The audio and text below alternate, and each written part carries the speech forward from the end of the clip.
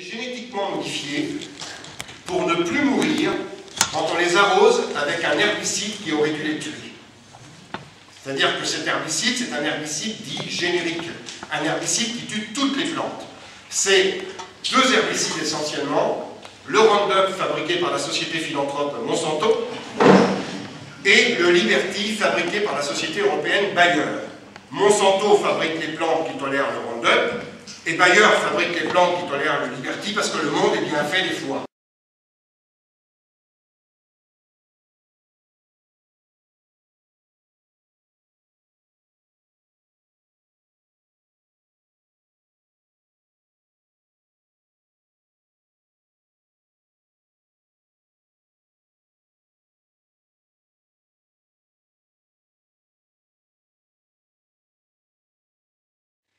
Alors que si vous avez une culture, une plante qui est tolérante au Roundup, vous allez pouvoir arroser votre culture avec du Roundup, vous allez tuer les dites mauvaises herbes, les plantes adventices, mais vous n'allez pas tuer votre culture.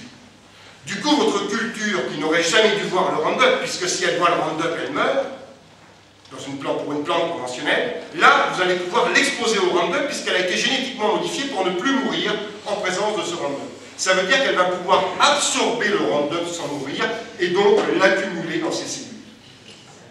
On a donc soit des plantes qui accumulent un insecticide parce qu'elles le produisent, comme le maïs Monsanto 810, soit des plantes qui accumulent un herbicide parce qu'elles l'absorbent sans mourir, comme le maïs NK603 qui fait l'objet de l'étude de Giléric Serralini. Alors, ces plantes qui tolèrent le Roundup, RR, ou qui tolèrent le Liberty, LL, eh bien, ça représente 60% des OGM agricoles. 60% de plantes qui tolèrent un herbicide, plus 20% de plantes qui produisent un insecticide, ça fait 80%. C'est quoi les 20% qui manquent, puisque je vous ai dit que la quasi-totalité des OGM étaient des plantes pesticides, 99,99%. Il manque donc 20%. Eh bien, les 20%, c'est ce qu'on appelle les OGM de deuxième, de troisième et de quatrième génération. Alors je vous rassure, ce ne sont pas des plantes qui poussent dans le désert, ce ne sont pas des plantes qui fixent l'azote de l'air, ça c'est les grandes promesses avec lesquelles on nous a rebattu les oreilles depuis maintenant 20 ans. Hein, ça c'est les grandes promesses que Jacques Testa rappelle si ma tante en avait, c'est une rubrique particulière d'OGM. Mais en fait, évidemment, ces OGM-là n'existent pas, et pour cause, parce que faire résister une plante au manque d'eau ou rendre capable une plante de fixer l'azote de l'air, ça fait appel à des mécanismes extrêmement compliqués qui font appel à un très grand nombre de gènes dont on n'en connaît qu'un fifrelin, et faire croire qu'on va résoudre ce problème avec un gène, deux gènes ou trois gènes, c'est totalement croire au Père Noël. Hein, mais c'est vendeur, c'est vendeur. Non, les 20% qui manquent, ce sont toujours des plantes pesticides, les fameux OGM de deuxième, de troisième et de quatrième génération. La première génération, c'est ceux dont je viens de parler. Soit qui produisent un insecticide, soit qui tolèrent un herbicide. Mais la deuxième, la troisième et la quatrième, c'est ceux qui font plusieurs caractères pesticides cumulés. Deuxième génération, ils produisent un insecticide, ils tolèrent un herbicide. Troisième génération, ils produisent deux insecticides, ils tolèrent un herbicide, ou ils produisent un insecticide, ils tolèrent deux herbicides. Et puis, quatrième génération, ils font plus que 3 caractères cumulés, comme le maïs Smart Stacks du Canada, qui produit 6 insecticides et qui tolère 2 herbicides, le Roundup et le Liberty. On n'arrête pas le progrès. Et on est à 99,99% d'OGM. Alors, la moindre des choses serait que ces plantes soient évaluées, certes, comme des plantes, ça, elles le sont, mais qu'elles soient également évaluées comme des pesticides. Puisque l'animal qui va manger ces plantes va manger le pesticide accumulé dans ces plantes. L'homme, ou la femme, l'homme au sens de l'espèce bien sûr, qui va manger l'animal qui a mangé ces plantes, ou qui va boire son lait, ou qui va manger ses œufs, ou qui va manger sa viande, va peut-être être confronté aux pesticides selon le devenir de ce pesticide ou de ces produits de dégradation dans la chaîne alimentaire. Et donc la moindre des choses, ce serait effectivement que ces plantes soient évaluées également comme des pesticides. Et ça, elles ne le sont pas. Elles ne le sont pas, pourquoi? Parce que ce n'est pas la même directive européenne qui légifère sur les pesticides que celle qui légifère sur les plantes pesticides, c'est-à-dire les plantes OGM. Effectivement, la directive européenne qui légifère sur les pesticides date de 1991, c'est la directive 91/414. Et qu'est-ce que dit cette directive? Elle dit que pour qu'un pesticide soit autorisé dans l'agroalimentaire, il doit avoir subi des tests toxicologiques pendant 3 mois sur 3 espèces animales différentes, dont le rat et la souris, le troisième n'étant pas un rongeur, plus des tests à 2 ans sur le rat, en plus des tests à 3 mois. Pourquoi 2 ans sur le rat? Eh bien parce qu'un rat, ça vit grosso modo 2 ans.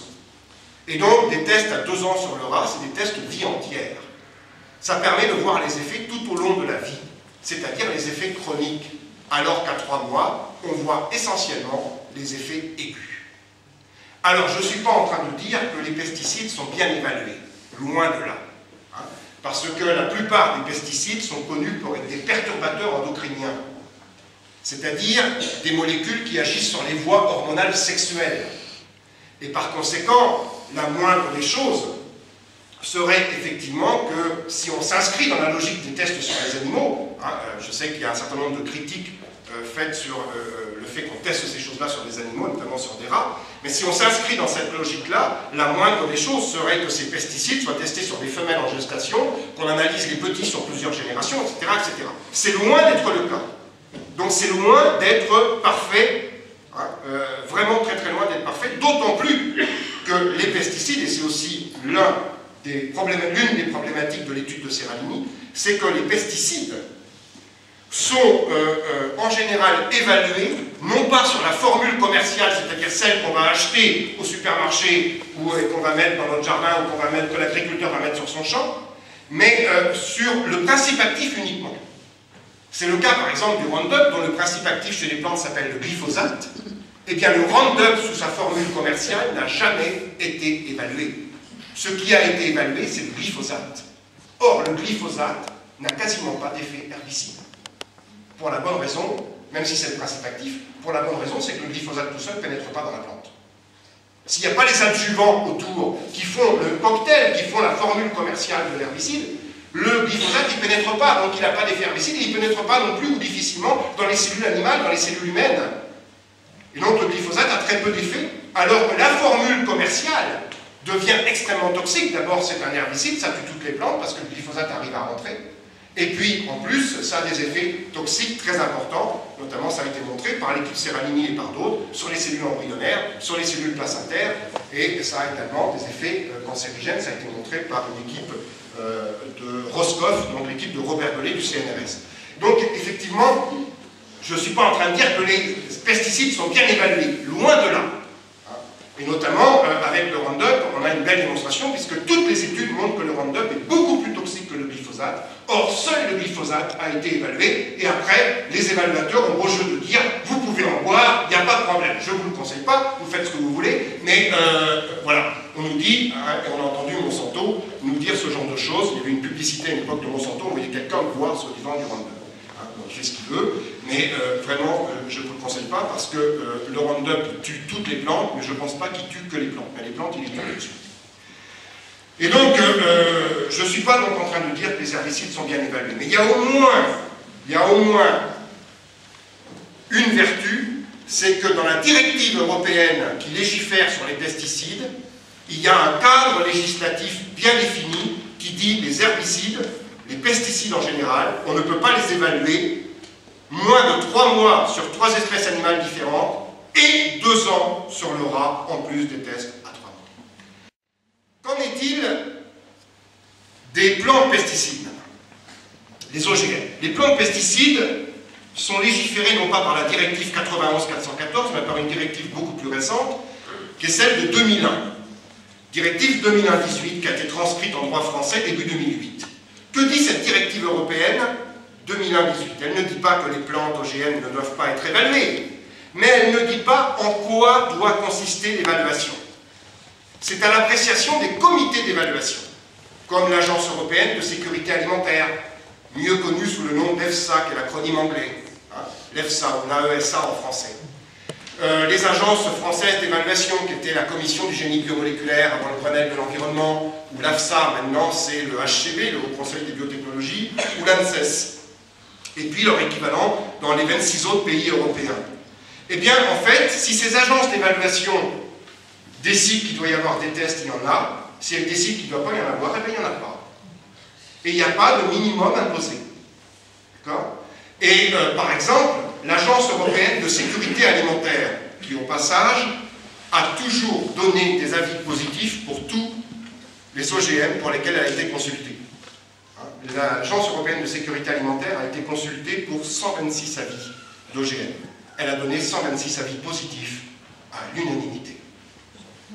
D'ailleurs, je le dis, s'il y a des gens dans cette salle qui ont des problèmes de couple, c'est-à-dire qui ont du mal à s'entendre à deux, prenez exemple sur l'EFSA. Ils sont 21 dans le panel OGM, ils sont tous d'accord. C'est pas beau, ça? C'est-à-dire qu'ils ne représentent même pas la diversité du monde scientifique, puisque dans le monde scientifique, il y a débat sur ces questions. Eh bien, par exemple, l'EFSA dit, pour les OGM de deuxième ou de troisième génération, elle dit c'est pas la peine de faire des évaluations. Pourquoi elle dit que c'est pas la peine de faire des évaluations? Aucune évaluation sanitaire. Pourquoi? Parce qu'elle dit on a déjà évalué les OGM de première génération. Or, pour obtenir un OGM de deuxième génération, vous croisez deux OGM de première. Prenez un OGM qui produit un insecticide, un OGM qui tolère un herbicide, vous croisez les deux, vous récupérez un petit qui a les deux propriétés réunies en une seule plante. Donc il va produire un insecticide et tolérer un herbicide. Et donc ils disent, comme on a déjà évalué les parents, très mal on va le voir, pas la peine d'évaluer le petit. C'est-à-dire qu'ils font abstraction des effets cocktails, ce qu'on appelle les effets cocktails ou les effets synergiques. Vous savez, les effets cocktails, c'est quoi? Vous prenez une molécule A qui a des effets A, vous prenez une molécule B qui a des effets B, vous mélangez les deux molécules, vous pouvez avoir des effets qui sont supérieurs à la somme algébrique de A et B. C'est pour ça que quand vous prenez un médicament, c'est marqué sur la fiche technique, si vous en prenez un autre, consultez votre pharmacien ou votre médecin, parce qu'il peut y avoir des effets antagonistes, des effets synergiques, des effets cocktails. Eh bien, l'EFSA dit en fait, pas de problème, il n'y a pas d'effet cocktail. C'est-à-dire qu'en gros, l'EFSA dit, voilà, vous avez un 4x4 qui a une contrôle technique, et vous avez un gamin de 10 ans qui travaille bien à l'école, qui dit bonjour madame, au revoir monsieur, qui est bien poli, etc. Eh bien, vous mettez l'enfant de 10 ans au volant du 4x4, il n'y a pas de danger, puisque le 4x4 a le contrôle technique et que le gamin est mignon. Voilà ce que dit l'EFSA. C'est-à-dire qu'en fait, abstraction des effets cocktails. C'est pour vous illustrer à quel point les agences d'évaluation ont une totale autorité sur la manière dont doit être conduite l'évaluation. D'accord? Et donc, s'ils disent qu'il n'y a pas besoin de test, eh bien il n'y en a pas. Et si effectivement ils en demandent, il y en a. Et pour les OGM de première génération, eh bien ils n'ont jamais demandé des tests supérieurs à 3 mois sur une seule espèce animale, le rat ou la souris. Aucun OGM qui produit un insecticide ou qui tolère un herbicide n'a été évalué à plus de 3 mois sur une seule espèce animale. Jamais. Et donc, ça veut dire qu'on passe systématiquement à côté des éventuels effets chroniques.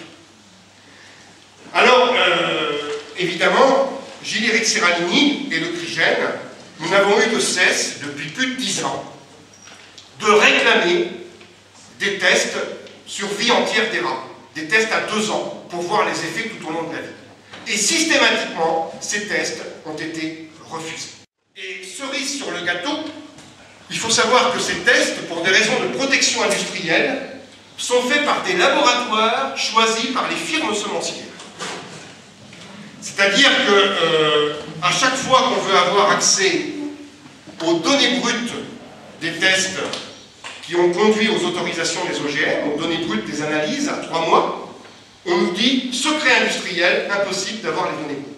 Par exemple, on a voulu avoir accès aux données brutes, aux analyses de sang, aux résultats des analyses de sang, des rats qui ont été nourris à 3 mois avec le maïs Monsanto 810 qui est autorisé à la culture en Europe depuis 1998. Eh bien, on ne les a toujours pas. Secret industriel. Et donc, à chaque fois qu'on a voulu véritablement avoir accès aux données brutes des études qui ont été faites à 3 mois sur un OGM, ça a été au prix de batailles juridiques et administratives monstrueuses. Par exemple, il y a eu un OGM qui a été évalué par l'Allemagne, parce que vous savez que quand Monsanto veut introduire un OGM en Europe, il choisit son pays d'évaluation. Ça peut être l'Allemagne, ça peut être la France, ça peut être l'Espagne. Ensuite, ce pays rend des comptes à Bruxelles. Et ensuite, Bruxelles renvoie les conclusions aux 26 autres pays européens, etc. C'est une procédure un petit peu lourde. Il se trouve qu'il y a eu un maïs qui a été évalué par l'Allemagne, qui s'appelle le maïs Monsanto 863, qui est un maïs insecticide, c'est-à-dire qui produit son insecticide pour lutter contre un insecte. L'insecte en question, c'est la chrysomèle qui s'attaque aux racines du maïs, peu importe. Et l'Allemagne, à l'époque, avait demandé à Monsanto de faire des tests à 3 mois. L'agence d'évaluation allemande avait demandé de faire des tests à 3 mois sur ce maïs. Ces tests ont été faits. Sauf qu'il y a un certain nombre d'agences, d'associations, d'organisations allemandes, d'associations de défense des consommateurs, de défense de l'environnement, dont Greenpeace, Allemagne, qui ont voulu avoir accès aux données brutes pour pouvoir permettre aux citoyens de commanditer des contre-expertises ou à des scientifiques de faire des contre-expertises. Et on a dit non, secret industriel. Greenpeace Allemagne n'a pas lâché prise et est allé en procès contre Monsanto pour obtenir la divulgation des données brutes. Et Greenpeace a gagné en appel en juin 2005 à Münster. Et donc, grâce à l'action de Greenpeace Allemagne, on a eu accès aux données brutes du maïs Monsanto 863. Alors, comme il n'y a pas l'équivalent du CRIGEN en Allemagne, ou ailleurs en Europe, eh bien, Greenpeace Allemagne s'est tourné vers le CRIGEN en France et nous a demandé de, non pas de refaire les études, parce que déjà Greenpeace, par principe, ne finance pas des études sur des animaux, mais de reprendre les données brutes, de les analyser statistiquement et de voir si on tombait sur les mêmes conclusions que Monsanto. Alors, qu'est-ce qu'on a vu? Ça a été publié dans les journaux scientifiques en 2007 et en 2009. Donc, on n'est pas encore à l'étude actuelle. J'y viens, mais c'est pour bien voir le cheminement et voir la raison pour laquelle cette étude a véritablement été mise en place. Eh bien, qu'est-ce qu'on a vu au regard de ces données brutes? On a vu ce qu'avait vu Monsanto, c'est-à-dire que sur 50 paramètres analysés sur les rats, sur les rates et sur les rats, des femelles et des mâles, eh bien, on a constaté que 39 de ces 50 paramètres étaient perturbés. Et que tous les paramètres perturbés étaient des paramètres hépatiques et rénaux, c'est-à-dire qui perturbent le foie et les reins, qui, comme par hasard, sont les deux principaux organes de détoxification. Monsanto l'avait vu. Mais les conclusions du laboratoire Monsanto étaient de dire que ces tests sont statistiquement significatifs, mais biologiquement non significatifs. Et pourquoi ont-ils dit ça? Pour deux raisons. La première, on n'a pas les mêmes effets chez les mâles et chez les femelles, donc c'est lié à la variabilité naturelle des reins. La deuxième, c'est que ces effets ne sont pas proportionnels à la dose. C'est-à-dire que les rats qui ont mangé 2 fois plus d'OGM ne sont pas 2 fois plus atteints. Donc, c'est pas lié à l'OGM. Alors, c'est ce qu'on a vu effectivement. Premier point, oui, ce n'est pas les mêmes effets chez les mâles et chez les femelles. C'est ce qu'on a vu. Les femelles qui ont mangé l'OGM ne réagissent pas par rapport aux femelles qui n'en ont pas mangé, comme les mâles qui en ont mangé par rapport aux mâles qui n'en ont pas mangé. Les femelles qui ont mangé de l'OGM ont notamment une augmentation de triglycérides dans le sang jusqu'à 40%, pas les mâles. Les femelles ont une augmentation de la glycémie, le taux de sucre dans le sang, pas les mâles. Les femelles ont une augmentation de la taille du foie, pas les mâles. Les mâles ont une diminution de la taille des reins, pas les femelles. Les mâles rejettent moins de phosphore et de sodium dans les urines, pas les femelles. Les mâles ont tendance à maigrir, les femelles ont tendance à grossir. Donc vous voyez, l'un dans l'autre, c'est bon. Vous prenez un homme, vous lui mettez la tête dans un four à micro-ondes, les pieds dans un bloc de glace, et vous dites que la température sur le nombril est bonne, il n'y a pas d'inquiétude. C'est pas sérieux. N'importe quel toxicologue qui voit des effets liés au sexe entre des garçons et des filles, entre des mâles et des femelles, entre des hommes et des femmes, la première chose qu'il soupçonne, c'est bien sûr les voies hormonales sexuelles, qui par définition ne sont pas les mêmes dans les deux sexes. Eh bien, l'Agence européenne de sécurité alimentaire a repris à son propre compte la conclusion du laboratoire Monsanto, test statistiquement significatif mais biologiquement non significatif, circulé, il n'y a rien à voir, et cet OGM a été autorisé, il n'est pas autorisé à la culture en Europe, mais il a été autorisé à l'alimentation animale en Europe en 2005, donc à l'importation pour l'alimentation animale, et pour l'alimentation humaine en 2006. Et on a complètement ignoré les effets biologiques au prétexte que les mâles et les femelles ne réagissaient pas pareil. Deuxième argument de Monsanto, pour dire que c'était biologiquement non significatif, c'est que l'effet n'était pas proportionnel à la dose. Il y a un dogme en toxicologie, comme quoi si vous prenez 2 fois plus de produits, vous devez avoir 2 fois plus d'effets. Ce n'est pas vrai pour les perturbateurs endocriniens, c'est-à-dire les molécules qui agissent sur les voies hormonales sexuelles. C'est bien connu, toutes les molécules qui agissent sur les voies hormonales sexuelles n'ont pas d'effet proportionnel à la dose. C'est-à-dire si vous augmentez la dose, eh bien les effets n'augmentent pas de manière proportionnelle, donc vous n'avez pas une droite, vous avez une courbe en cloche. C'est-à-dire que vous augmentez la dose, les effets augmentent, puis au bout d'un moment vous augmentez encore, les effets diminuent. Et ça c'est bien connu, par exemple, les molécules qui ont un effet féminisant, donc qui agissent sur les voies hormonales sexuelles et qui ont un effet féminisant. Eh bien, à faible dose, que lorsque les mamans, lorsqu'elles étaient enceintes de l'enfant, ou pendant, pas seulement pendant la grossesse, ou lorsque l'enfant a été exposé après dans sa jeune enfance, etc., eh bien, on voit des jeunes filles qui, en étant exposées à ces faibles doses, à ces très faibles doses de produits féminisants, eh bien, ont les seins qui poussent et ont les premières règles, les seins qui poussent à 6 ans, 7 ans, et puis les premières règles à 8 ans ou 9 ans. Alors que, lorsque une femme est exposée à la même molécule à des doses beaucoup plus élevées, eh bien, il y a un effet pilule. C'est-à-dire l'effet totalement contraire de celui observé à faible dose chez les jeunes filles. Donc ça, c'est quelque chose de parfaitement connu. On ne peut pas déduire du fait que ce n'est pas proportionnel à la dose que les effets observés ne sont pas liés à la molécule. Hein? C'est le cas, par exemple, du fameux bisphénol A également, dont vous avez certainement entendu parler. Ce bisphénol A que l'on trouve dans tous les produits plastifiants pour assouplir les produits plastifiants qu'on trouve notamment dans la tétine des biberons. Ça a été interdit, le bisphénol A, récemment, dans la tétine des biberons. Plus, en général, le biberon, on le met au micro-ondes, on chauffe, et quand on chauffe, ça passe directement dans le lait. Eh bien, cette molécule est une molécule à effet perturbateur endocrinien. C'est-à-dire qu'une longue exposition à une faible dose peut avoir des effets beaucoup plus graves qu'une exposition ponctuelle à une forte dose. Et on sait par exemple que les caissières de supermarchés ont un taux de bisphénol A dans le sang nettement supérieur à la normale, à la force de manipuler les tickets de caisse qui contiennent du bisphénol A. Et donc, parce que ça finit par leur passer dans le sang à travers les doigts. Sauf qu'on va nous dire, il n'y a pas de problème, parce que la DJA, la dose journalière admise, eh bien, elle est supérieure à la dose qui a été gobée par la caissière, tous les jours. C'est-à-dire qu'au quotidien, cette caissière ou ce caissier va absorber une dose de bisphénol A inférieure à la dose admise, donc pas de problème. Sauf que si elle fait ce métier pendant 20 ans ou 30 ans, et que pendant 20 ans ou 30 ans elle est exposée à ces faibles doses, elle va finir, merci beaucoup, elle va finir par avoir des effets beaucoup plus graves que quelqu'un qui serait exposé ponctuellement à une forte dose de bisphénol A. Donc tout ça pour vous dire que ces deux arguments qui sont utilisés par Monsanto et par les agences d'évaluation pour dire il n'y a pas de problème avec les OGM parce que les effets qu'on a observés ne sont pas les mêmes dans les deux sexes et ne sont pas proportionnels à la dose d'OGM, eh bien évidemment ce sont des arguments qui ne tiennent pas.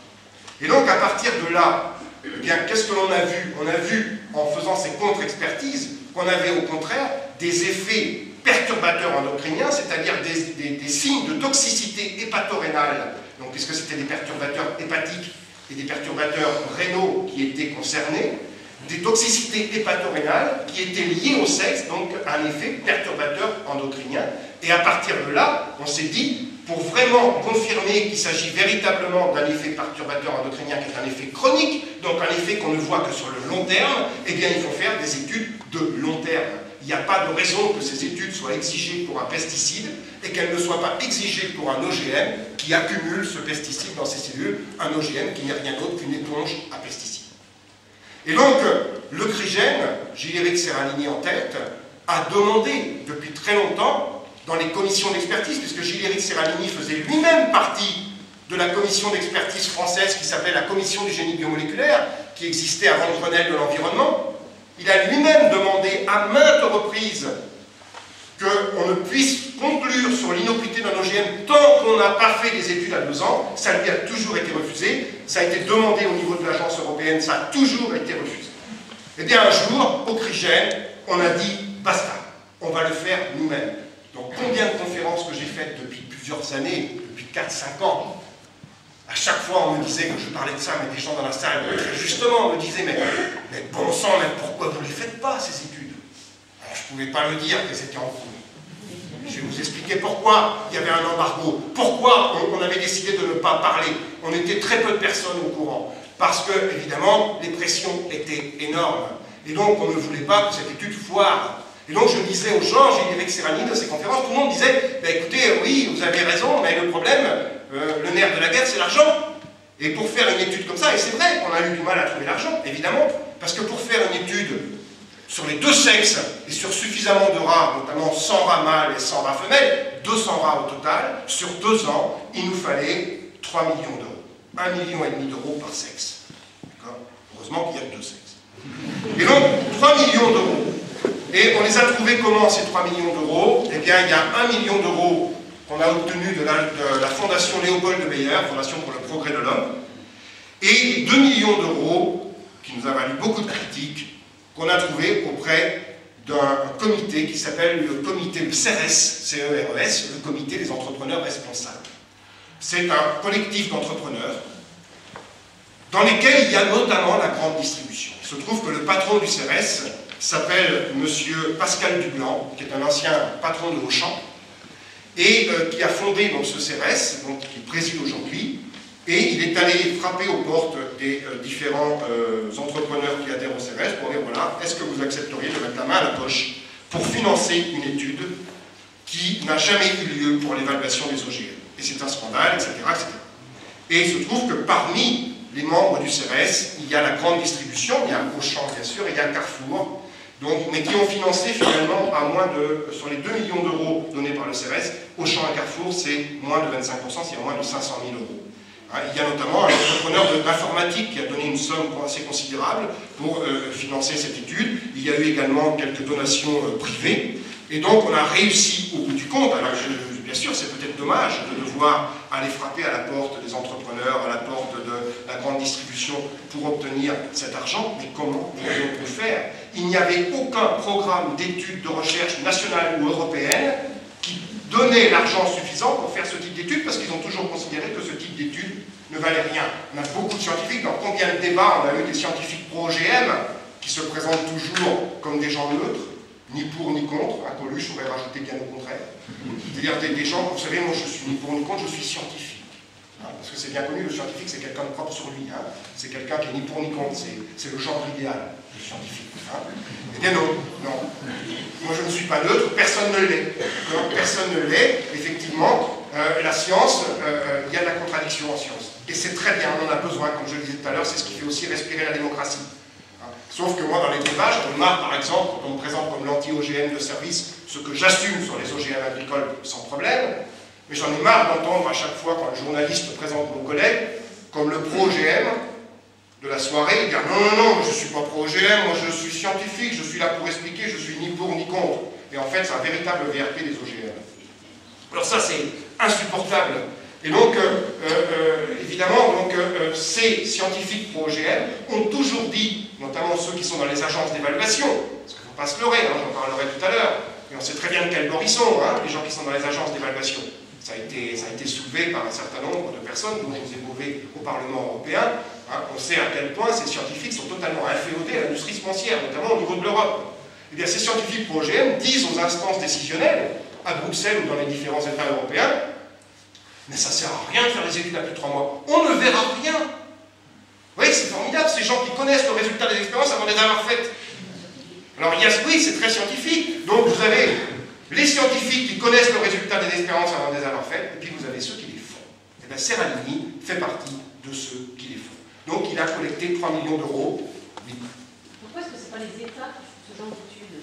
Justement, ce ne sont pas les États parce que les comités d'experts sur lesquels s'appuient les États pour prendre leurs décisions, leur ont toujours dit que 3 mois étaient largement suffisants pour évaluer un OGM. Et du coup, il n'y a jamais eu de programme national de recherche d'envergure permettant, et vous voyez, ça va changer là apparemment, la France veut maintenant mettre ça en place, on va y revenir, mais il n'y a jamais eu ce type de projet.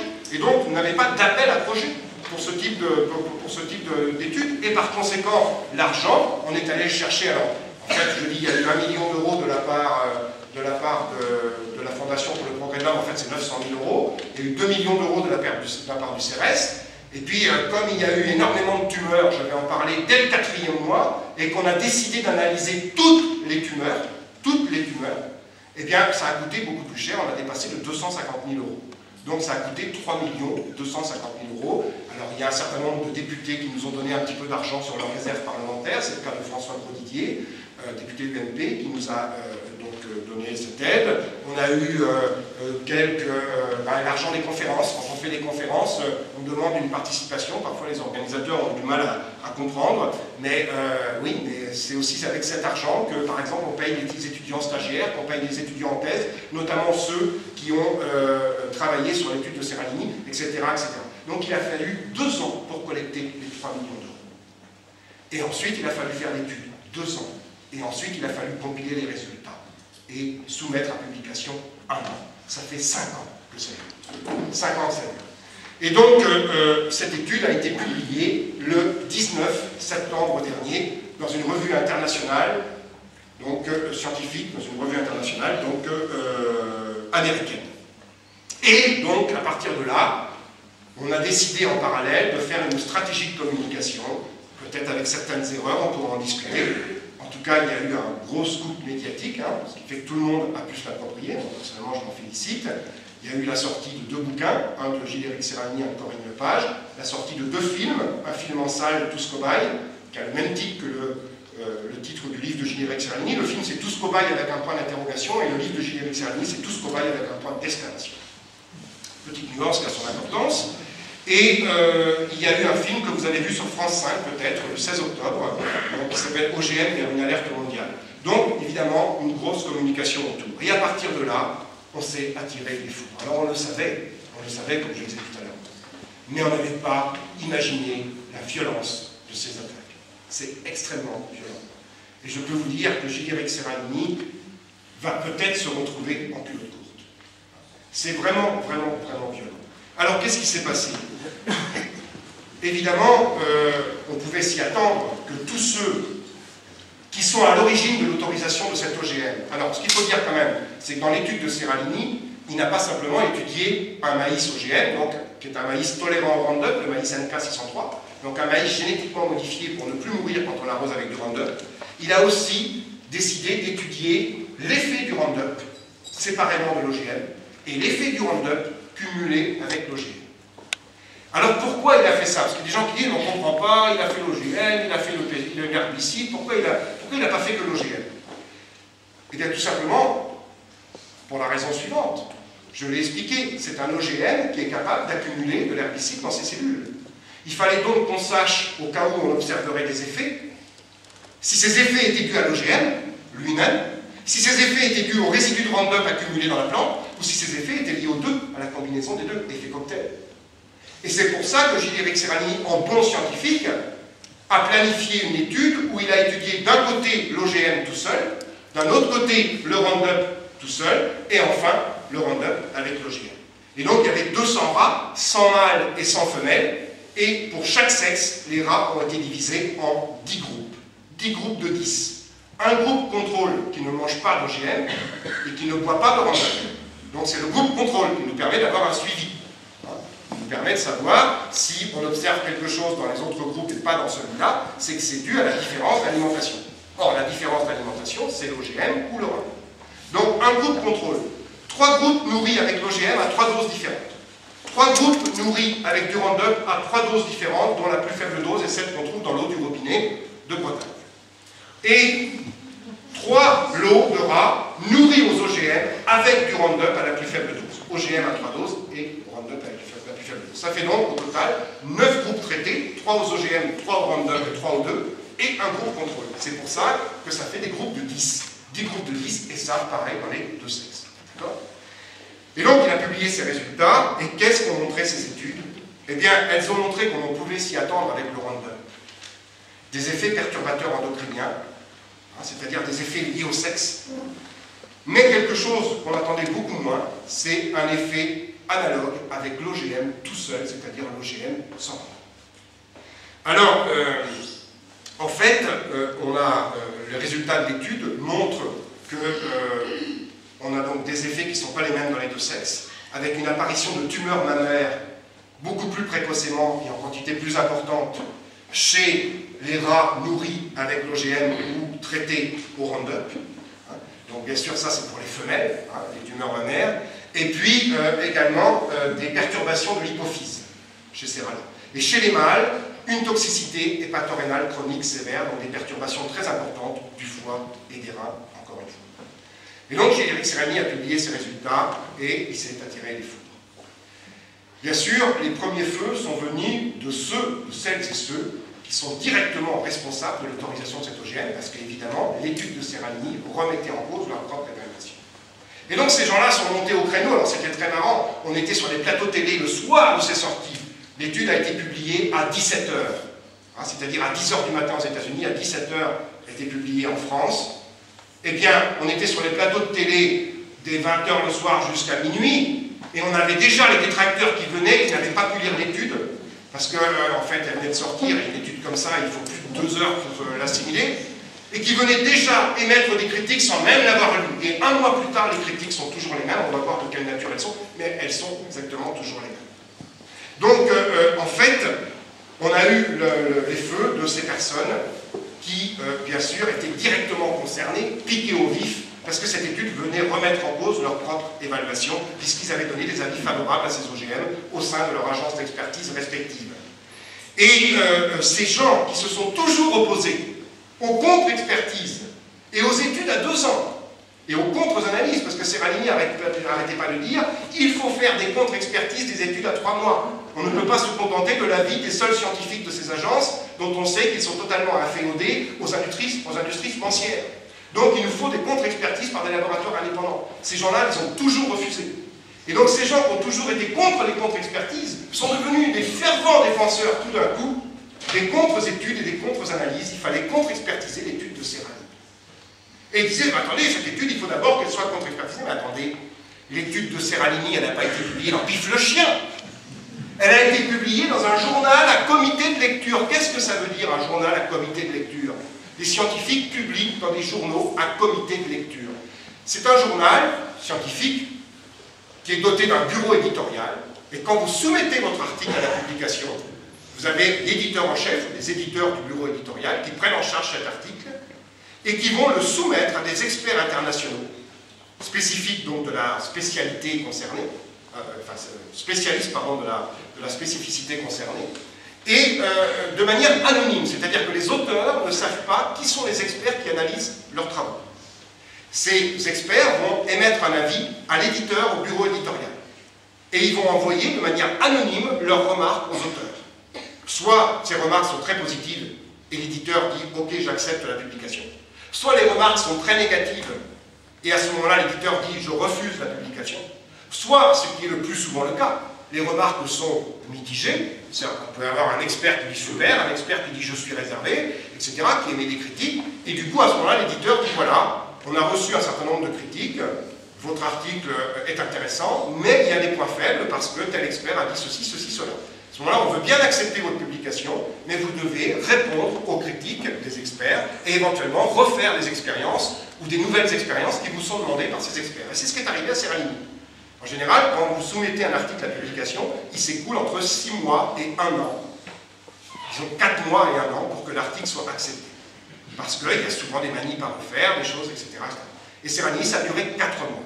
C'est-à-dire qu'il a soumis son article, et des experts ont dit, ben voilà, il y a des choses, là on n'est pas convaincus, il faudrait nous expliquer ça, il faudrait refaire telle expérience. Donc, et pendant l'été dernier, puisque donc on l'a soumis au mois d'avril ou mai, il a reçu l'avis des experts vers le mois de juin. Et au mois de juin, on lui a dit, voilà, on aimerait que vous refassiez telle ou telle expérience ou que vous nous apportiez des précisions. Et pendant juillet et août, ils ont rebossé, les auteurs de l'étude, sur les choses en question. Ils ont resoumis fin août, et ça a été accepté début septembre, et ça a été publié le 19 septembre. Voilà ce que c'est qu'un journal à comité de lecture. Donc ça a déjà été expertisé. Et on nous a présenté l'étude comme quelque chose qui aurait été fait au fond d'une cave, ou dans un hangar, au prétexte qu'elle a été faite secrètement, et donc il ne vaut rien, il faut absolument qu'elle soit expertisée par tous ceux-là qui se sont toujours opposés aux contre-expertises des études de Monsanto. C'est incroyable. Alors, bien sûr, ça ne veut pas dire que l'étude de Seralini n'est pas sujette à des critiques. Il n'y a aucune étude scientifique, et quelle que soit la notoriété du journal dans lequel vous la publiez, qui ne soit pas sujette à des critiques. Bien sûr qu'elle a des points faibles, l'étude de Seralini. Nous en sommes les premiers conscients. Mais la bonne démarche, ce serait pour ces scientifiques de dire, bah, écoutez, on a un confrère qui vient de publier une étude qui est particulièrement inquiétante, donc on ne peut pas se permettre de prendre des risques. Il y a des points faibles dans cette étude, nous sommes tous d'accord, nous allons nous réunir autour de la table, discuter de ces points faibles, voir comment on pourrait les surmonter, de façon à refaire cette étude dans de meilleures conditions encore, et de façon à faciliter les interprétations et voir si on vient confirmer l'étude. Que l'on exige que cette étude soit refaite, pas de problème. Un mot-clé en science, c'est reproductibilité. C'est-à-dire qu'effectivement, une étude qui est faite à Paris, si elle est faite dans les mêmes conditions à Melbourne, à San Francisco ou à Marseille, elle va donner exactement les mêmes résultats. Ça s'appelle la reproductibilité. Donc comme cette étude, c'est la première fois qu'elle est faite, puisqu'il n'y a jamais eu d'autre de faite à 2 ans, donc avec une ampleur pareille, il ne faut pas oublier que Seralini, non seulement il a testé sur 2 ans les rats, ce qui n'avait jamais été fait, mais il a testé plus de 100 paramètres par rat. Et donc cette étude ne rapporte pas tout. Il y a 4 autres publications qui arrivent derrière, avec toutes les études complémentaires. Chaque tumeur a été analysée. Donc le rat, lorsque les tumeurs devenaient trop grosses, avant qu'il rentre en souffrance, était euthanasié. Dès que la tumeur atteignait 25% du corps, le rat était automatiquement euthanasié. Les tumeurs ont été prélevées, envoyées dans les laboratoires d'histopathologie, notamment en Italie, et ensuite, donc, les analyses revenaient en aveugle, c'est-à-dire que ceux qui faisaient les études ne savaient pas si les tumeurs provenaient des rats contrôle ou des rats traités. Et bien sûr, quelqu'un le savait parce que les rats étaient pucés, donc chaque rat avait une petite puce sous la peau, et donc par ce numéro de puce, on savait si les organes provenaient de tel rat ou de tel rat, et ce n'est qu'à la fin qu'on réattribuait les résultats au groupe, et qu'on voyait s'il y avait une corrélation entre les effets observés et les rats traités ou les rats contrôle. Donc c'est quelque chose qui a été fait selon ce qu'on appelle les normes BPL, bonnes pratiques de laboratoire, donc c'est pas quelque chose qui a été fait au fond d'une cave, et pour ceux qui ont vu le film à la télé sur France 5, vous avez vu dans quelles conditions ça se passe, donc tout était en chambre stérile, avec des cages qui sont tournées pour que les rats ne soient jamais exposés au même endroit, que les rats traités ne soient pas toujours au même endroit dans la salle, pas avec le même éclairage, donc que ça tourne, etc. Tous les gens qui manipulaient les rats ne savaient pas s'ils avaient affaire aux rats contrôle ou aux rats traités, tout était en double aveugle. Donc voilà, c'est quelque chose qui est extrêmement lourd. Et donc, effectivement, cette étude montre donc, un certain nombre d'effets, et donc les critiques qui ont été faites à l'étude sont des critiques qui ont pour but d'emblée, de discréditer l'étude en faisant croire que cette étude était sortie comme ça dans Pif le chien et qu'elle n'avait jamais été évaluée. Non, elle a bien sûr été évaluée, elle est bien sûr sujette à des critiques, mais au lieu d'avoir une communauté scientifique digne de ce nom, je dis attention, il ne faut pas rigoler, on a quand même des résultats graves, il s'agit de produits qui sont déjà dans les assiettes, notamment pour des centaines de millions d'Américains depuis 20 ans tous les jours. Il faut bien sûr, donc, et également dans l'alimentation européenne, parce que ce maïs qui n'est pas cultivé en Europe fait partie des plantes qui sont autorisées à la culture sur le continent américain et qui nous arrivent sous produits d'importation, sous forme de tourteaux, etc., dans l'alimentation pour les animaux essentiellement, et également dans l'alimentation humaine, ce qui est aussi autorisé à l'alimentation humaine. Donc on peut retrouver dans les farines de maïs, etc. Donc c'est quand même pas une mince affaire. Eh bien, au lieu de prendre les choses au sérieux, de dire oui, on s'est peut-être trompé, regardons d'un peu plus près l'étude de Seralini, refaisons-la de manière intelligente, collective, pour voir si effectivement c'est grave à ce point, eh bien on essaie au contraire de la désinguer parce qu'il ne faut surtout pas que la responsabilité de ces gens soit engagée. Donc, bien sûr, alors c'est quelque chose d'absolument scandaleux. Et quelles sont les principales critiques qui ont été faites? Quelles sont les principales critiques? Vous les avez entendues, j'imagine, dans les médias. Oh, on dit Seralini, il n'a pas pris la bonne souche de rats. Ah bon? Ce sont les rats qui sont utilisés dans les études de Monsanto. Et ce sont les rats qui sont utilisés dans toutes les études toxicologiques de long terme à 2 ans, par exemple pour les médicaments ou pour les pesticides. Ce sont les mêmes rats qui sont utilisés. Oui, mais ce n'est pas ces rats-là qu'on utilise pour la cancérologie. Ben oui, mais quand Seralini a commencé, il ne savait pas qu'il y aurait des cancers et des tumeurs. Premièrement. Deuxièmement, il aurait été tellement plus confortable pour ces gens-là que Seralini prenne des rats résistants au cancer. Si vous voulez étudier les effets d'une substance sur la prostate, prenez des femmes. Vous serez tellement plus tranquille. Ça, c'était le premier argument. Deuxième argument, l'effectif. On ne peut pas conclure parce que des groupes de 10 rats, c'est pas suffisant. Ah bon?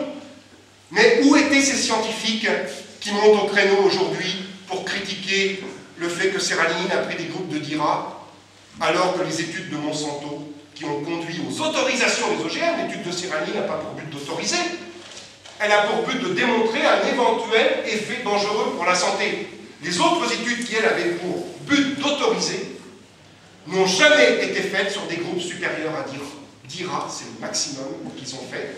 Et même pour la pomme de terre transgénique en Flora, qui a été autorisée à la culture commerciale en Europe, c'est des groupes de 5 rats. Et pour le maïs MIR 162 qui vient d'être autorisé, ce sont des groupes de 6 rats. Et bien là, il n'y a pas de problème, mais 10 rats, ça ne va pas.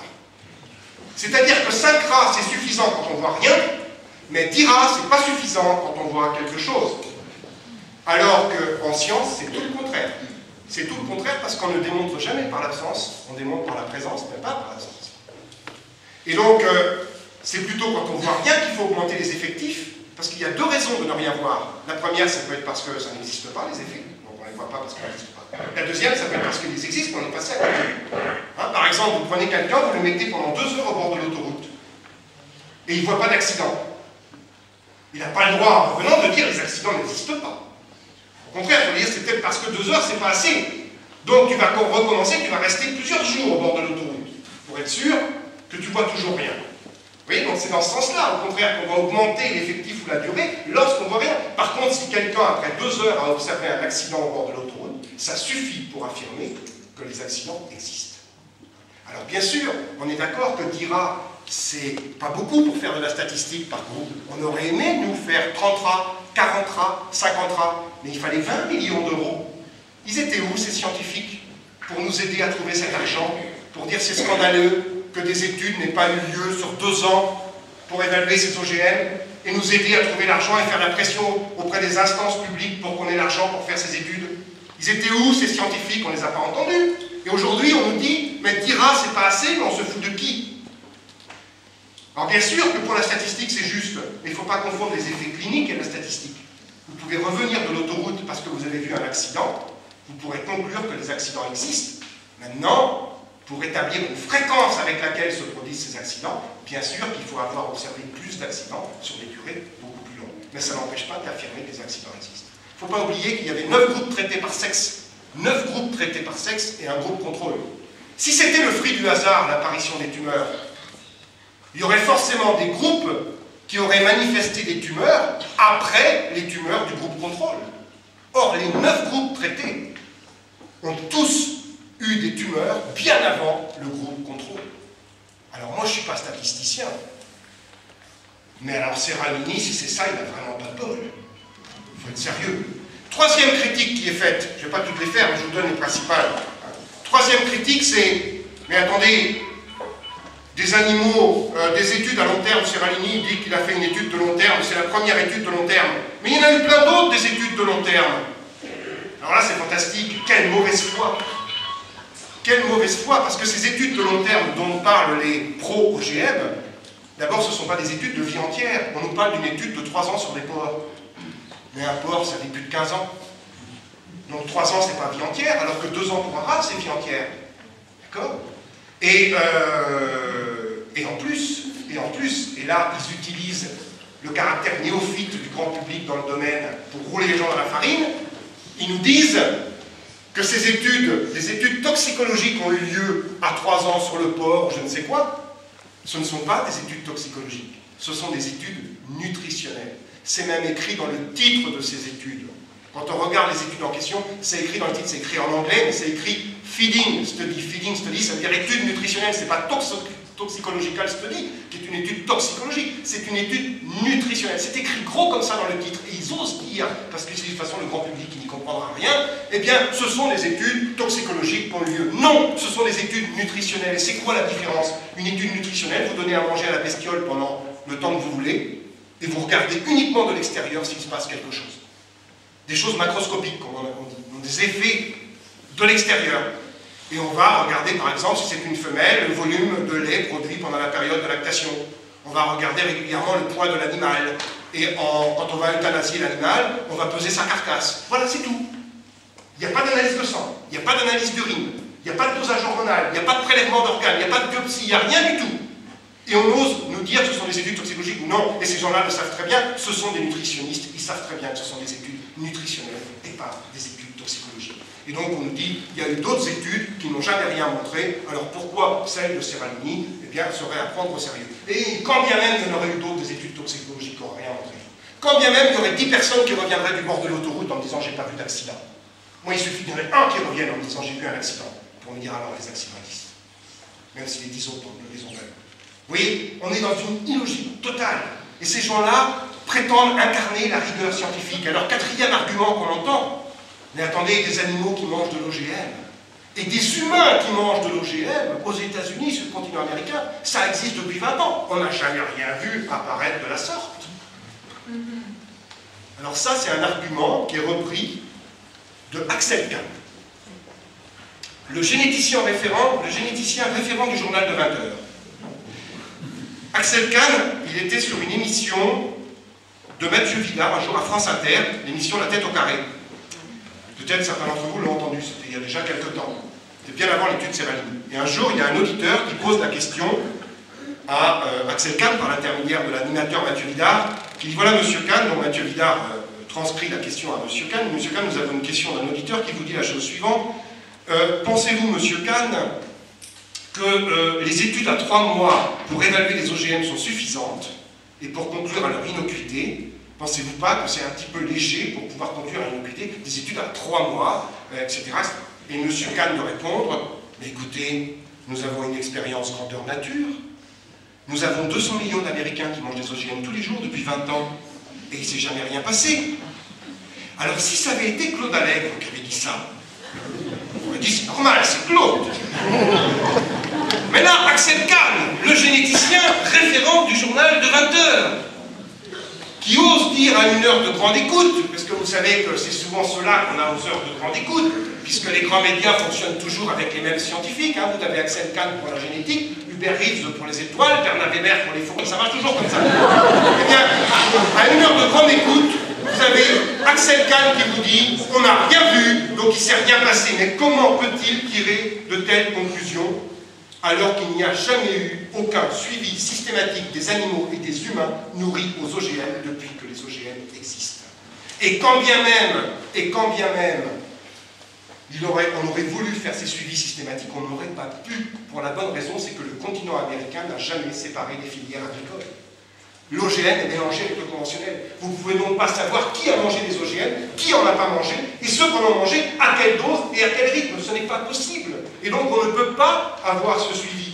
Or, M. Kahn sait très bien, j'en suis sûr, ce qu'est une étude toxicologique. Quand on fait une étude toxicologique, il y a des contrôles qui ne mangent pas le produit, il y a des animaux, des humains traités qui mangent le produit, et c'est la comparaison entre ceux qui n'en ont pas mangé et ceux qui en ont mangé qui permet de conclure, à condition d'avoir ce suivi, effectivement, tout au long de l'étude. Donc on ne peut pas conclure ce genre de choses. Et on nous dit, ben, vous voyez, hein, regardez ces tumeurs énormes, etc. Eh bien, il y a des animaux qui en mangent depuis longtemps, et on n'a jamais rien vu. Sauf que les animaux qui en mangent, c'est des animaux de boucherie. On n'attend pas la fin de vie pour les tuer.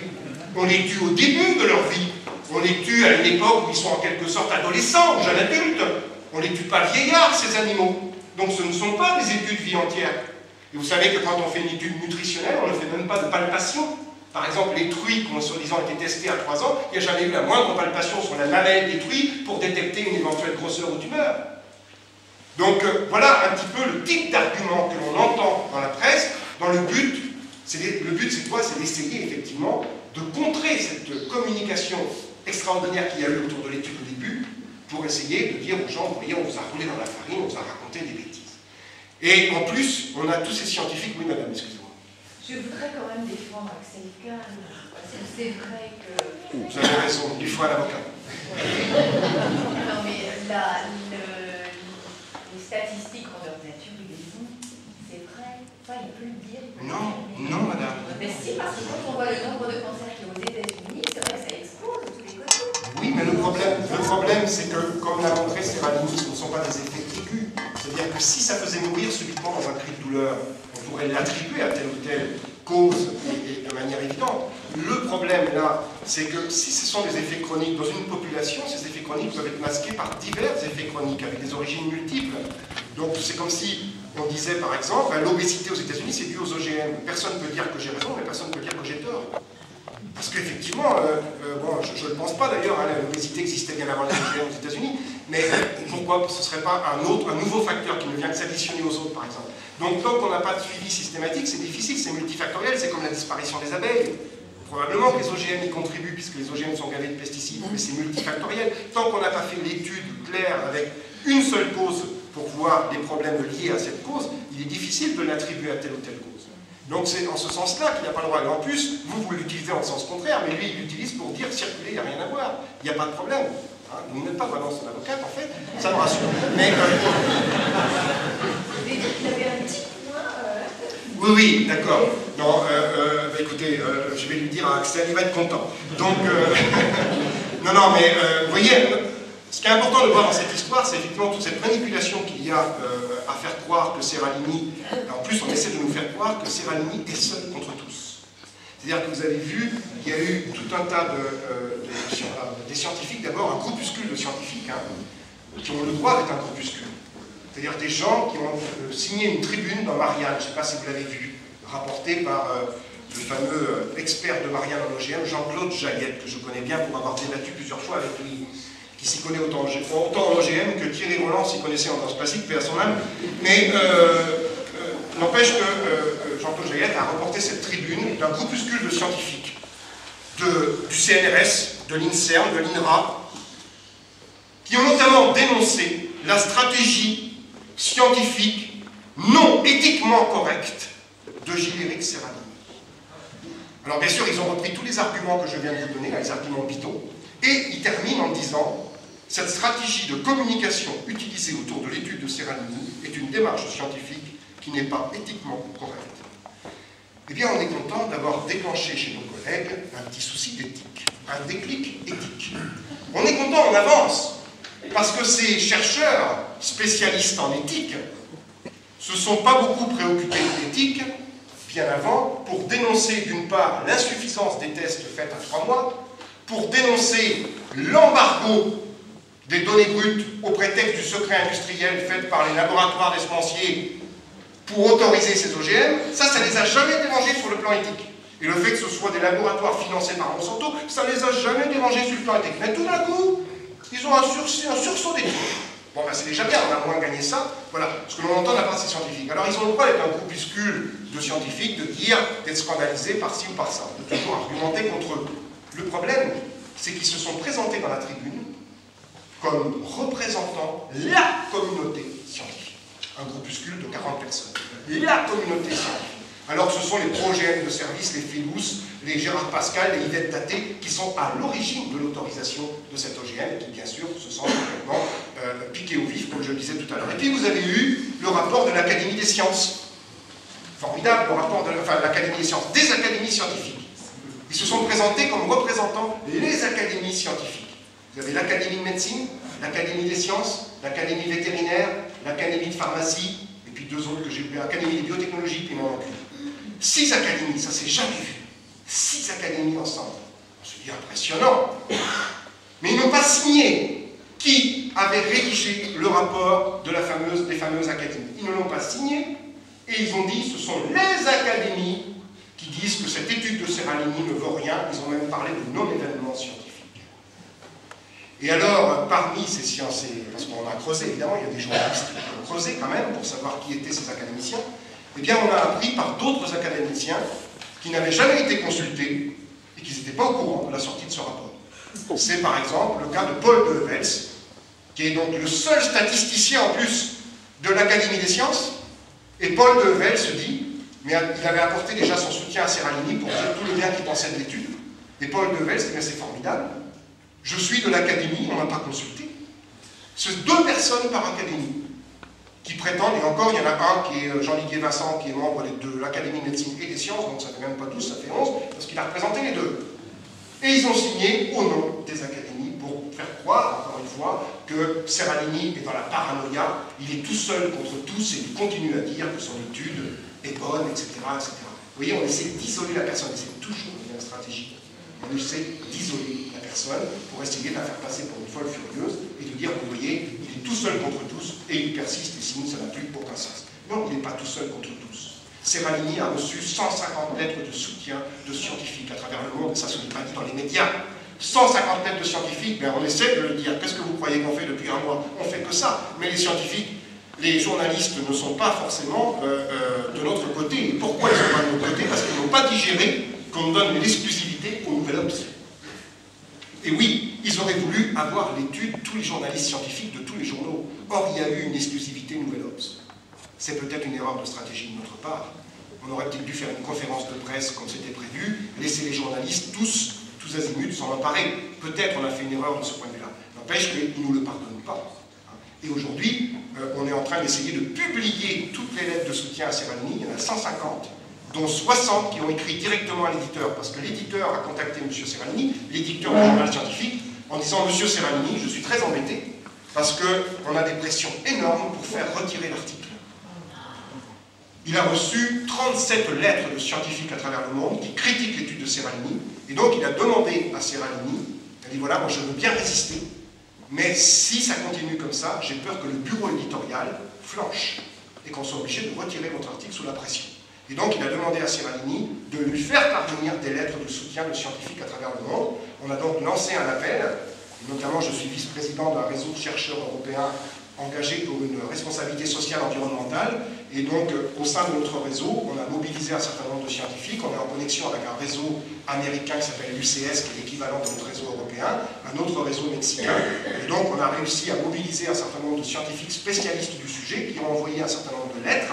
de soutien à l'éditeur, et donc l'éditeur va publier en ligne la semaine prochaine, dans les 15 jours qui viennent, toutes les critiques faites à Seralini, les réponses point par point de Seralini, et on lui a demandé de publier en même temps un échantillonnage des lettres de soutien de Seralini, et au réseau européen dont je parlais tout à l'heure, que je vice-préside, eh bien, on a proposé au journal de faire publier une analyse détaillée, une comparaison détaillée de l'analyse de Seralini et de celle qu'on conduit aux autorisations. Alors voilà, et dernière chose, en termes d'évaluation, de contre-expertise, il y a eu, vous en avez entendu parler, les agences qui ont été mandatées par le gouvernement français, le Haut Conseil des biotechnologies, qui a été mis en place au moment du Grenelle de l'environnement, et l'ANSES. L'ANSES, vous savez, c'est l'organisme d'évaluation de la sécurité sanitaire, des aliments, et de l'environnement et du travail. L'ANSES regroupe l'ancienne AFSA, l'AFSAPS, etc. Eh bien, l'ANSES et le HCB ont tous deux publié un avis qui réfute l'étude de JRX Seralini, circulé, il n'y a rien à voir. Oui, ils ont publié cet avis, et ils ont été mandatés là, officiellement par le gouvernement. Les académiciens n'ont rien demandé, mais eux, ils ont été mandatés par le gouvernement. Ils ont réfuté tous les deux l'étude de Seralini. Seralini a été auditionné par ces agences. Il a été reçu avec ses co-auteurs au HCB, au Haut Conseil des biotechnologies. Il n'y avait pas de vidéoprojecteur pour qu'il puisse présenter ses résultats. Et bizarrement, au cours de l'audition, un vidéoprojecteur est apparu pour présenter les courbes des statisticiens qui venaient contrer l'étude de Seralini. Très très fort. Et là, il y a des témoins de l'intérieur hein, de ce qui s'est passé là-bas. À l'ANSES, ça a été beaucoup plus convivial. Mais le bilan des deux agences, c'est la même chose, c'est de dire l'étude de Seralini, elle ne vaut rien, on réfute, et elle n'est pas donc en mesure de remettre en cause l'innocuité des OGM et du Roundup, et donc elle n'est pas en mesure de remettre en cause leur autorisation, mais l'étude de Seralini est originale en ce sens qu'une étude à 2 ans n'a jamais existé, et qu'il faudrait en faire, que ce serait quand même plus sérieux et plus sûr. Vous voyez un peu cette schizophrénie? L'étude de Seralini n'est pas sujette à remettre en cause les autorisations de ces produits, mais elle a le mérite d'exister et il faudrait qu'il y en ait d'autres, et donc il faudrait que le gouvernement finance ce type d'études. Et on sent bien là qu'ils ne veulent pas reconnaître le sérieux de l'étude de Seralini pour ne pas se désavouer, puisqu'ils étaient eux-mêmes membres des agences qui ont autorisé ces OGM et ce Roundup, mais ils ne veulent pas non plus prendre de risques pour le futur, au cas où leur responsabilité pénale serait engagée, parce qu'ils se disent, si toutefois Seralini avait raison, eh bien on serait très mal. Et donc, ils se dédouanent en disant, oui, mais on commandite des études à 2 ans. Donc ce n'est pas en mesure de remettre en cause l'autorisation, mais on va quand même vérifier. Et qu'est-ce qu'on fait pendant ce temps-là? On continue à bouffer ses merdes. Il est où, là? Elle est où, la logique, là-dedans? Est-ce qu'on va dire à quelqu'un dont la direction sur sa bagnole est sur le point de flancher, ben écoute, ça va sûrement casser, mais continue jusqu'au prochain garage, il est à 100 bornes. C'est pas sérieux. On doit suspendre ces produits. Et là, on a besoin de tout le monde. Là, on a besoin de tous les citoyens. Tout le monde, auprès des élus locaux, à travers les associations, à travers les ONG, tout le monde doit se mobiliser. On doit par exemple solliciter 60 millions de consommateurs, on doit solliciter les différentes organisations de défense des consommateurs, et là c'est tous les citoyens qui peuvent le faire, qui peuvent agir pour dire ce n'est pas sérieux. Une agence d'évaluation ne peut pas en même temps demander des tests à 2 ans, c'est-à-dire reconnaître que ces tests à 2 ans auraient dû exister, et donc reconnaître l'insuffisance des tests qui ont conduit à ces autorisations, et en même temps dire continuez à en bouffer, tout va bien. Ce n'est pas possible, on ne peut pas accepter ça. Et donc là, on a besoin de tout le monde, on a besoin de tous ces soutiens politiques, de citoyens, parce que ça ne changera pas s'il n'y a pas une forte pression citoyenne. Donc c'est vraiment, vraiment essentiel. Et dernière chose, j'en terminerai là, toute cette histoire au-delà du cas de Gilles-Éric Serralini, qui arrive d'ailleurs en même temps que le cas d'Irène Frachon avec le Mediator. Eh bien, malgré tous les soutiens dont je viens de parler autour de Gilles-Éric Serralini se retrouve dans la très inconfortable situation de ce qu'on appelle le lanceur d'alerte. C'est quoi un lanceur d'alerte? C'est un terme qui vient de la traduction de l'anglais whistleblower, ceux qui sifflent. Un lanceur d'alerte, c'est toute personne, c'est pas forcément un scientifique, c'est tout citoyen qui, dans le cadre de son activité professionnelle, associative, militante, etc., prend conscience d'un risque, d'un danger potentiel pour l'ensemble de l'humanité, pour l'ensemble d'une population locale, pour l'environnement, et décide d'en informer le plus grand nombre. En général, ça concerne la santé et l'environnement. Et comme la santé et l'environnement touchent de nombreux secteurs économiques, cette personne s'expose à de nombreuses pressions, soit de sa hiérarchie qui est souvent inféodée à ses mêmes intérêts financiers, soit de pression de la part d'industries dont les intérêts sont menacés, c'est le cas bien sûr avec Monsanto et l'étude de Serralini, soit de la part d'experts autoproclamés ou d'agences d'évaluation jugées parties comme l'EFSA, comme l'ANSES, comme le HCV, ou des experts autoproclamés comme les soi-disant académiciens qui ont signé, enfin ce sont des académiciens mais qui prétendent avoir signé au nom de la représentation de l'ensemble des académies. Donc face à ces pressions terribles, on voit bien qu'il est nécessaire de protéger le lanceur d'alerte et qu'il est nécessaire de revoir totalement la question de l'expertise. Et c'est pour ça que l'on demande, je fais aussi partie de la Fondation Sciences Citoyennes, qui est une association de loi 1901 qui regroupe des scientifiques et tous citoyens, tout le monde peut adhérer à Sciences Citoyennes, il n'y a pas que des scientifiques dans cette association, qui œuvre pour remettre la science en démocratie, c'est pas une mince affaire, et donc notamment l'un des chevaux de bataille, c'est de se battre pour une protection des lanceurs d'alerte. J'ai d'ailleurs eu un grand soutien quand j'ai été embêté moi-même par cette association, dont je suis membre, dont je suis administrateur, mais qui a soutenu également Gilles-Éric Serralini. Eh bien, cette association, donc la Fondation Sciences Citoyennes, œuvre depuis plusieurs années pour qu'il y ait un projet de loi, une proposition de loi pour une protection des lanceurs d'alerte et une déontologie de l'expertise. Ça avait été acté dans le Grenelle de l'environnement, sauf que ça a fait l'objet d'un enterrement de première classe, comme la plupart des dispositions du Grenelle de l'environnement. Corinne Lepage l'avait repris dans la mission Lepage, commanditée par Borloo. Elle avait repris la nécessité de protéger les lanceurs d'alerte et de mettre donc une haute autorité de déontologie de l'expertise et de protection des lanceurs d'alerte. Eh bien, aujourd'hui, le groupe, notamment écologiste du Sénat, porte une loi qu'on a basée sur les travaux qu'on a fait à Fondation Sciences Citoyennes, basée sur le rapport de Lepage, et ils ont proposé une loi qui est parue en première lecture le 15 octobre, qui sera probablement soumis au vote le 21 novembre. Et là encore, c'est extrêmement important qu'il y ait une pression citoyenne forte pour que cette loi devienne réalité. Parce que la protection des lanceurs d'alerte, c'est important. Empêcher de quelqu'un d'être mis au placard ou d'être licencié parce qu'il a alerté sur un risque, comme Irène Frachon l'a fait pour le Mediator, comme Gilles-Éric Serralini le fait aujourd'hui sur les OGM. Mais ça ne suffit pas de protéger le lanceur d'alerte. Il faut que l'alerte soit prise en compte et soit elle-même expertisée. Et donc on ne peut pas dissocier le lanceur d'alerte de la déontologie, de l'expertise. Parce que vous comprenez bien que si on dit oui, on va protéger Gilles-Éric Serralini, il ne sera pas du tout évincé de son poste.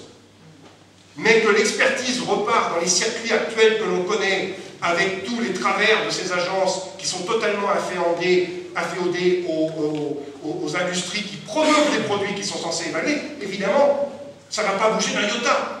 Il faut donc que l'expertise, il faut mettre un coup de pied dans cette fermière d'expertise totalement vérolée par les conflits d'intérêts.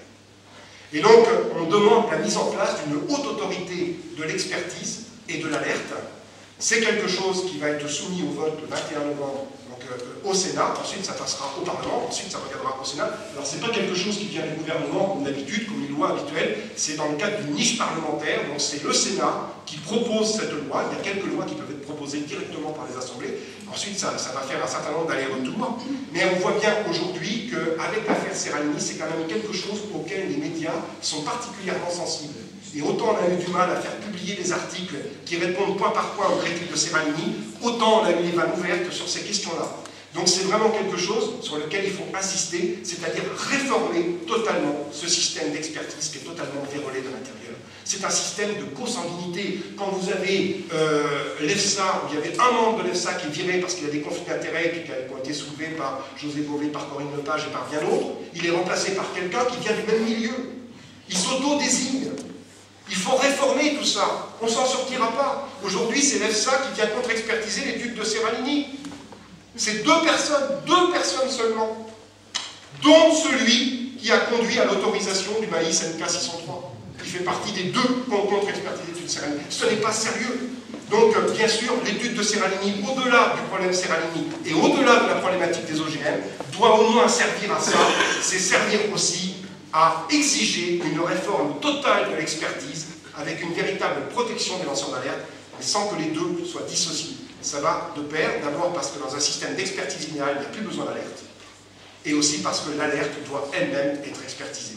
Voilà, donc c'est vraiment indispensable pour que tous ceux qui ont le courage de dénoncer les vices des systèmes d'expertise actuels, et qui ont le courage de démontrer scientifiquement l'inconsistance des évaluations qui ont conduit à l'autorisation des différents produits, pesticides, OGM, etc., médicaments, eh bien, ne soient plus envoyés à l'échafaud. Je vous remercie.